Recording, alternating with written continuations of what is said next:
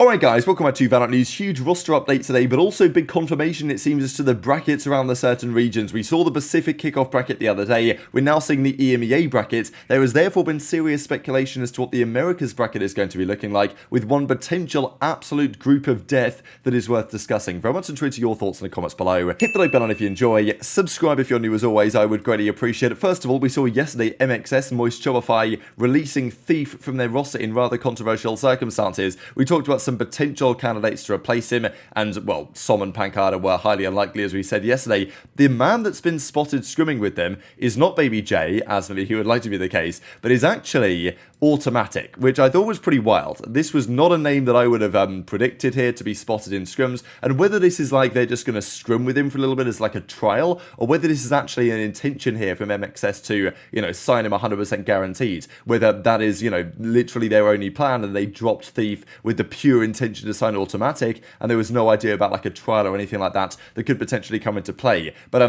yeah, he was spotted yesterday scrimming Evil Geniuses with Marder and those other guys. So yeah, what about that? Automatic, of course, he's been flip-flopping somewhat between CS to Valorant, and then, back to CS, and now back to Valorant, it seems. And I was always a big fan of Automatic from the CS days. I thought he was a quality player, hard-working guy, and obviously incredibly talented. Nobody is denying that. But still, it's definitely an interesting one, that Automatic coming in for Thief, whether that's a good move or a bad move. Very much intrigued to your thoughts in the comment section. I think I like it on the whole, but I'm just a little bit confused whether it's actually going to be a good idea for these guys in the medium term. This is also spotted that HSK, it appears, is gone as Gen.G's coach, because they did not have a good result not that long ago, and Solo is going to be replacing him. Now, this was actually announced, I think, by one of the Gen.G accounts in a tweet that has now been deleted, so I'm not exactly sure why, but anyway, I think this is basically confirmed, because on the contract database this is now being spotted, and Bodork is talking about it, so I'm pretty sure it's a done deal. It's just the tweet that was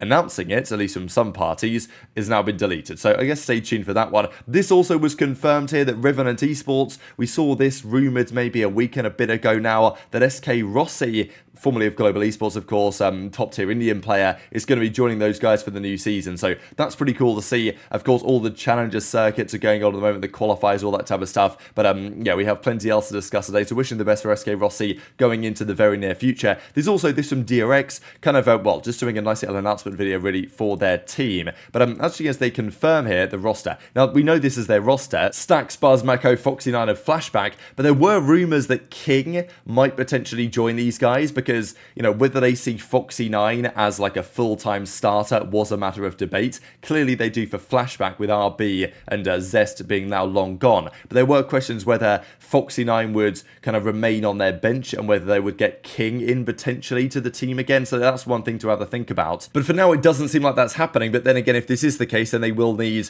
some sort of substitute player in an ideal world, at least. This also big drama as we get into the kickoff stuff, because the kickoffs are beginning very soon indeed. Middle of February, they begin, and the two best teams, of course, qualify through to Masters Madrid from all the different regions. There's been lots of drama, though, on which patch updates the pros are going to be playing on, because 8.0 came into effect recently, but 8.01 carries all the sky changes, which was obviously a very big deal, and dramatically is going to change the game over the next couple of weeks before the kickoff begins. So I guess the question is whether the teams will play on the new or the old patch update. Will they play on the pre-Sky Nerf patch, or will they play on the post-Sky Nerf patch? My opinion is, well, the Sky patch is here.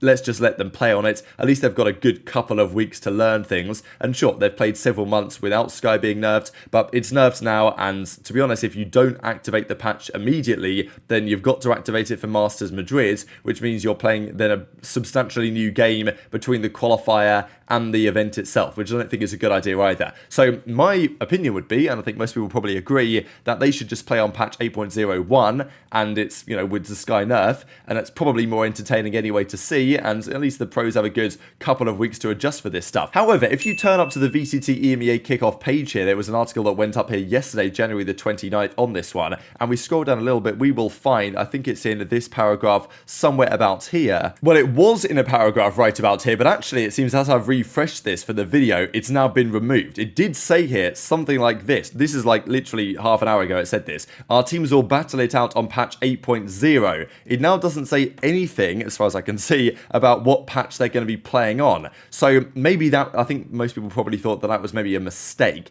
and they meant to put patch 8.01. But that's why there were thoughts here from Eric over at Na'Vi about whether the two regions are playing on different patches, because it feels the Americas guys are convinced they're playing on the new patch with the Sky nerfs, whereas for the EMEA teams, according to this article today, at least earlier today, it said they were going to play on the old patch. So that didn't make any sense. So I'm guessing that's been resolved and they're going to play purely on the 8.01, which does probably make the most sense for all the parties, to be honest. Now, speaking of EMEA, though, this is the bracket. Now, we saw the Pacific bracket the other day. This is the EMEA bracket, and therefore, based on this, people are trying to figure out what the Americas bracket is going to be as and when that is confirmed. If you guys are unfamiliar, by the way, with the format here, 2 teams qualify of the 11, as there are now in all the regions, for Masters Madrid. So the way to do this is GSL groups, Group A, Group B, but then Group C, because there's only 3 teams left, is the number 1 seed, and then the winner of, well, another couple of teams as well. Now, what I find somewhat confusing about this is, for absolutely guaranteed, the number 1 seed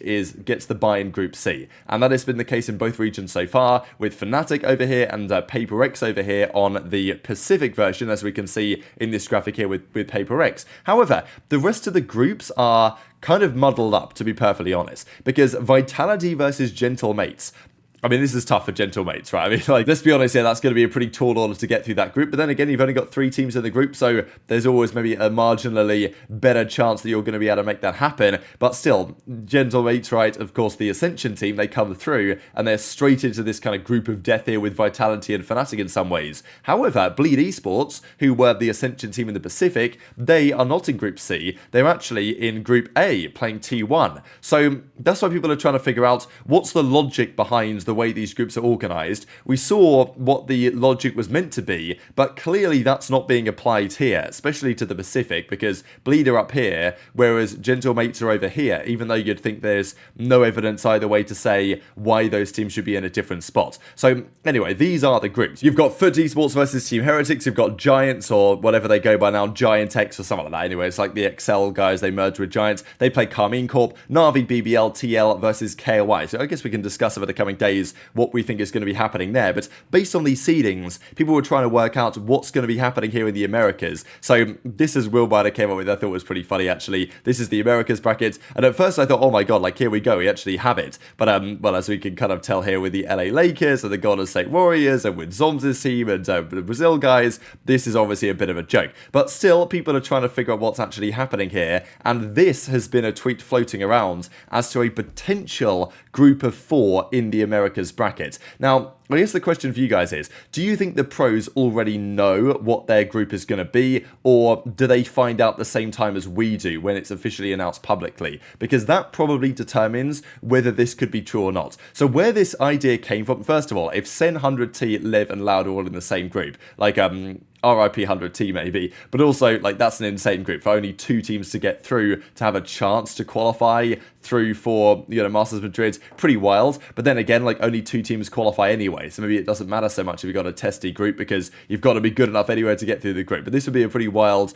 group stage if it was to occur. I believe it came from this. So there was discussion after the automatic thing to MXS that you know, as we see here, NK Lassitude talking about keeping Moose, but then it goes on to say that based on the scrims that we have seen over the last couple of weeks, these are the potential groups. So EG for sure be in Group C, we know that guaranteed. With probably G2 in there, you would probably think that's going to be the case.